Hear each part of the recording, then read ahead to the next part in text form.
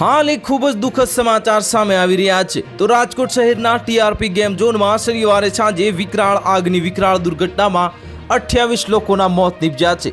મોતનો આંકડો હજુ પણ વધી શકે તેવી શક્યતાઓ જણાવવામાં આવી રહી છે।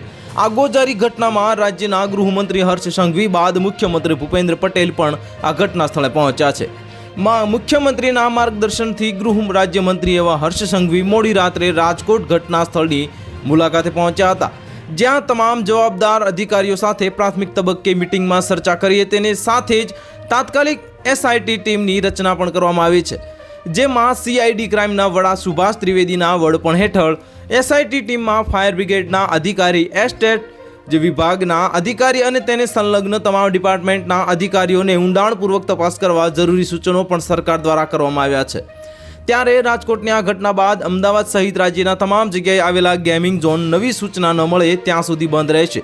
તો રાજ્યના મુખ્યમંત્રી ભૂપેન્દ્ર પટેલ આ ગોઝારા ઘટના સ્થળે પહોંચ્યા છે અને જ્યાં તેઓ અધિકારીઓ પાસેથી માહિતી મેળવી રહ્યા છે। તો હાલ માટે આટલું જ, મળીશું નવી અપડેટ સાથે। જો તમને અમારા વિડીયો પસંદ આવતો હોય તો વિડીયોને લાઇક કરી દેજો, ચેનલને સબસ્ક્રાઇબ કરી બાજુમાં આવેલા બેલ આઇકનને દબાવી દો, જેથી તમને આવા સમાચારની અપડેટ મળતી રહે।